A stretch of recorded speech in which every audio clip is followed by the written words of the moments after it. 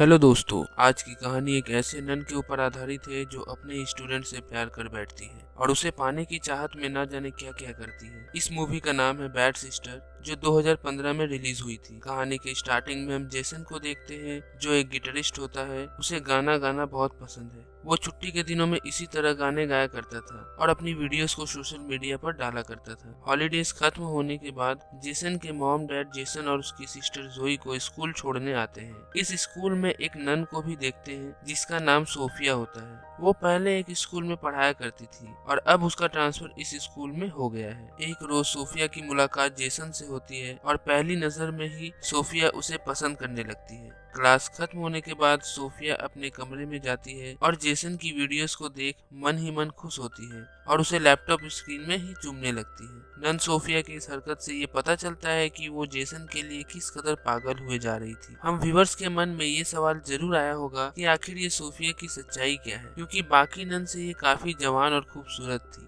अगले दिन क्लास में सोफिया जेसन को सारा से बात करते हुए देखती है और अंदर ही अंदर जेलस होती है। इसके बाद सोफिया सारा के सीट को चेंज करवा देती है। फिर मॉर्निंग प्रेयर का टाइम होता है, लेकिन सोफिया प्रेयर नहीं करती। वो जोई से प्रेयर करवाती है क्योंकि सोफिया को प्रेयर नहीं आता था। क्लास खत्म होने के बाद सोफिया जेसन से पूछती है कि क्या वो तुम्हारी जीएफ है। जेसन का जवाब ना होता है।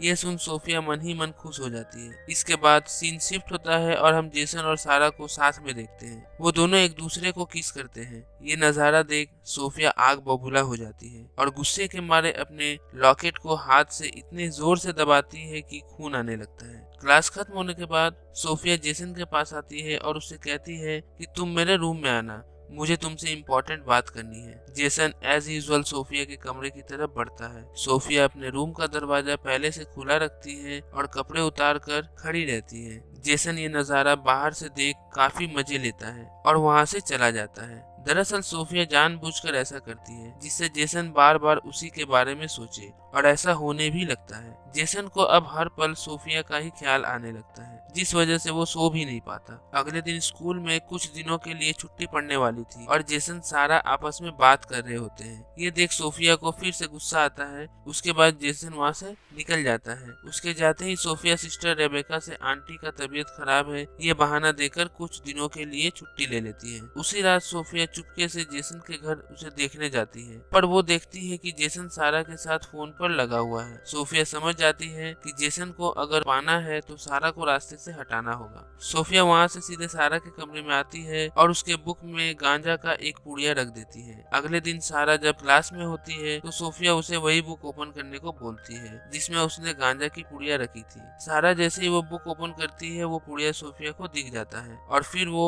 ये बात प्रिंसिपल तक पहुँचा देती है। प्रिंसिपल सारा को सस्पेंड कर देती है। इसके बाद सभी स्टूडेंट्स के रूम में बारी बारी से तलाशी होती है और जेसन के रूम से शराब की बोतल मिलती है। दरअसल सोफिया ने ही उसके रूम में शराब की बोतल रखी थी। यहाँ जब प्रिंसिपल उसे भी स्कूल से बाहर निकालने वाले थे तभी वहाँ सोफिया आ जाती है और प्रिंसिपल से कहती है कि हमें जेसन को एक और मौका देना चाहिए। सोफिया की बातें सुन प्रिंसिपल उसे छोड़ देता है। इस घटना के बाद जेसन धीरे धीरे सोफिया की तरफ झुकने लगता है। सोफिया जैसा चाहती थी अभी वैसे ही हो रहा था। सब कुछ सोफिया के कंट्रोल में था। यहाँ पर हमें एक सस्पेंस देखने को मिलता है। सोफिया पेशे से नन नहीं थी, वो बहुत ही रिच फैमिली से बिलोंग करती थी और उसका नाम था लारा पेटरसन। एक दिन सोफिया इंटरनेट पर जेसन की वीडियो देखती है और तभी से वो उसके प्यार में पागल हो जाती है और उसे पाने के लिए सबसे पहले सोफिया नाम की नन से मिलती है जो जेसन के स्कूल में जाने वाली थी और उसे मार कर खुद उसके जगह स्कूल चली जाती है। सोफिया के लिए मर्डर करना मानो जैसे बायां हाथ का खेल हो। वीकेंड में सभी स्टूडेंट्स अपने अपने घर चले जाते हैं पर जोई जेसन को रोक लेती है। जेसन गार्डन में काम कर रहा होता है, तभी वहाँ सोफिया आती है और मदद करने के बहाने उसे भड़काने की कोशिश करती है। उसी रात सोफिया जेसन के कमरे में चुपके से जाती है और जेसन को अपनी ओर अट्रैक्ट कर उसके साथ जमकर इंटीमेट होती है। जेसन पहले मना करता है पर सोफिया को बिना कपड़ों के देख वो खुद को रोक नहीं पाता और सोफिया को मीठा मीठा दर्द देने लगता है। सोफिया चुपके से इसका वीडियो भी बना लेती है, जिससे बाद में वो जेसन को ब्लैकमेल कर पाए। अगले दिन जेसन को काफी गिल्ट महसूस होता है, क्योंकि उसने अपने टीचर के साथ वो सब कुछ कर लेता है जो एक BF-GF के बीच होता है। पर अब गिल्ट रख के क्या फायदा। दूसरी ओर सोफिया अपने अगले प्लान के लिए सोचने लगती है। वो जेसन की सिस्टर जोई को रास्ते से हटाने के लिए उसे कम मार्क्स देती है। जोई, जो कि पढ़ने लिखने में होशियार थी, उसे सोफिया द्वारा दिए गए नंबर पर यकीन नहीं होता। वो सोफिया से जाकर पूछती है कि आपने पेपर ठीक से तो चेक किया था ना, क्योंकि मेरे से वीक स्टूडेंट के मार्क्स भी हमसे अच्छे हैं। सोफिया कहती है कि तुम्हें मैं पास होने का एक और मौका दूंगी, तुम बस यहीं रुकना, मैं 2 मिनट में आई। सोफिया निकलने से पहले वहाँ पर आंसर शीट छोड़ जाती है। कुछ समय बाद जब जोई वो आंसर शीट उठाती है, सोफिया उस पर चीटिंग का इल्जाम लगाती है, जिससे हायर मैनेजमेंट उसे सस्पेंड कर दे। पर स्कूल अथॉरिटी को पता था कि वो एक होनहार स्टूडेंट है, इसलिए जोई की गलती को माफ कर दिया जाता है। यहाँ सोफिया का प्लान फेल हो जाता है। जोई किसी भी तरह रेबेका को सोफिया की सच्चाई बताने की कोशिश करती है। वो कहती है कि सोफिया कुछ दिनों से अजीब हरकतें कर रही है। मुझे लगता नहीं कि कोई भी नन स्कूल में ऐसे बिहेव करती है जैसे सोफिया कर रही है। सिस्टर रेबेका को लगता है कि जोई गुस्से में आकर ये सब बोल रही है, इसलिए वो उसकी बातों को इग्नोर करती है। इसके अगले सीन में हम जेसन को चर्च में देखते हैं, जो कन्फेशन के लिए आया हुआ होता है। वो गॉड के सामने यही कन्फेस करने वाला होता है कि उसने जो सिस्टर सोफिया के साथ किया वो काफी गलत है और मुझे उसके लिए क्षमा कर दिया। पर उसी वक्त वहाँ सोफिया आ जाती है और जेसन के साथ इंटीमेट होती है। अभी तक तो वैसा ही चल रहा था जैसा सोफिया चाहती थी, पर अब कहानी में ट्विस्ट आने वाला था। अगले दिन स्कूल में दूसरे स्कूल का प्रिंसिपल आता है, जो सोफिया को अच्छे से जानते थे। उन्हें देख सोफिया हक्का बक्का रह जाती है और सिस्टर रेबेका से अपने आंटी के बीमार होने का बहाना कर वहाँ से चली जाती है। उसी रात जेसन को लॉरा का मैसेज आता है और वो उसे पार्टी में बुलाती है। जेसन उसकी पार्टी में जाता है और कुछ देर बाद उन दोनों के बीच नजदीकियां बढ़ने लगती है। लॉरा उसे किस करने ही वाली होती है, तभी उसे सोफिया का ख्याल आता है और वो पार्टी से बाहर आ जाता है। तभी वहाँ पुलिस आ जाता है और जेसन को पकड़ लेता है, और सोफिया एंड मोमेंट में आकर उसे पुलिस से बचा लेती है। इसके बाद दोनों एक होटल रूम में जाते हैं, जहाँ सोफिया अपने प्यार का इजहार करती है और जेसन के साथ इंटीमेट होने वाली होती है। तभी जेसन बोल उठता है कि मुझे तुम बिल्कुल भी पसंद नहीं, मैंने जो भी तुम्हारे साथ किया उसके लिए मुझे बहुत गिल्ट फील होता है। ये कहकर जेसन वहाँ से चला जाता है। सोफिया पूरी तरह टूट जाती है। कुछ दिनों बाद जब वीकेंड खत्म हो जाती है और क्लासेस स्टार्ट हो जाते हैं, इस बार हम व्यूअर सारा को भी स्कूल में देखते हैं, जिसे सस्पेंड कर दिया गया था। सोफिया उसे देख आग बबूला होने लगती है। कुछ टाइम बाद सोफिया सारा के कमरे में जाती है, जहाँ सारा नहा रही होती है। सोफिया मौका का फायदा उठाते हुए उसे मार देती है और वहाँ पे ऐसे सीन क्रिएट कर देती है जिससे सबको यही लगे कि उसकी मौत बाथरूम में पैर फिसलने से हुई है। जेसन को जब ये खबर मिलती है तो उसे समझ आ जाता है कि ये काम सोफिया का ही हो सकता है। सोफिया जेसन को धमकी देते हुए कहती है, अगर तुमने ये बात किसी से कही तो मैंने तुम्हारा रोमांटिक वीडियो वायरल कर देना है। जेसन काफी डर जाता है। वीकेंड पर जब वो घर जाता है तो ऑल टाइम इसी के बारे में सोचता रहता है। जोई बहुत टाइम से ये नोटिस कर रही थी और एंड में वो जेसन से पूछ ही लेती है, जेसन तुम इतने टेंशन में क्यों हो। जेसन सब कुछ जोई को बता देता है। जोई भी ये सब सुन धक्का खा जाती है। इसके बाद दोनों डिसाइड करते हैं कि सोफिया का सच्चाई पूरी दुनिया के सामने लाएंगे।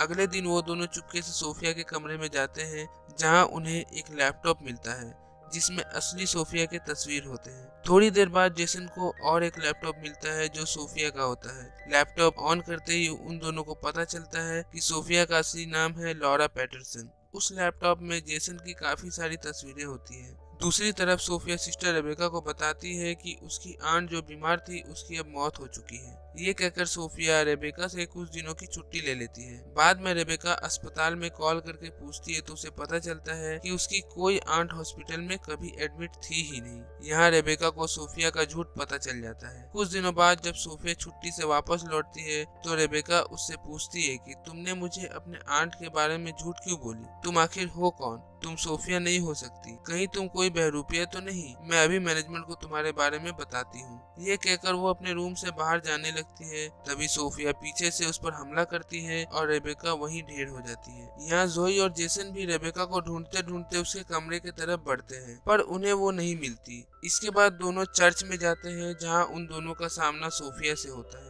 जोई कहती है कि अब मैं तुम्हारी सच्चाई पूरी दुनिया के सामने ला के रहूंगी और ये रहा मेरे हाथ में तुम्हारा लैपटॉप। जिसे मैं पुलिस को देने जा रही हूँ। जोई ये बोलकर वहाँ से जाने लगती है, तभी पीछे से सोफिया उस पर हमला करती है, जिससे वो घायल होकर नीचे गिर जाती है। सोफिया उसे मारने ही वाली होती है, तभी वहाँ सिस्टर रेबेका आ जाती है। सोफिया जोई को छोड़ रेबेका के पीछे पड़ जाती है और उसे जान से मार डालती है। इसके बाद जेसन उस पर स्क्रू ड्राइवर फेंकता है, जो उसके पीठ पे आकर धंस जाती है, जिस वजह से सोफिया की यही मौत हो जाती है। इसके बाद सब नॉर्मल हो जाता है और मूवी यहीं पर एंड हो जाती है। किसी के लिए मन में प्यार का भाव आना गलत नहीं होता, पर अगर वही प्यार जुनून बन जाए तो उसका अंत अच्छा नहीं होता, जैसा इस मूवी में सोफिया के साथ हुआ है। अगर सोफिया नॉर्मली जेसन से मिलने की कोशिश करती और उससे फ्रेंडशिप कर उसके साथ रिलेशन में आती तो उसे जेसन का प्यार भी मिल सकता था, पर उसने दूसरा रास्ता चुना और अंत में उसके लिए अच्छा नहीं हुआ। इस मूवी का एक्सप्लेनेशन आपको कैसा लगा कमेंट में बताएं, और अगर आप हमारे चैनल में नए हैं तो लाइक, शेयर एंड सब्सक्राइब करें। मिलते हैं आपसे नेक्स्ट इंटरेस्टिंग वीडियो के साथ, तब तक के लिए bye bye and take care.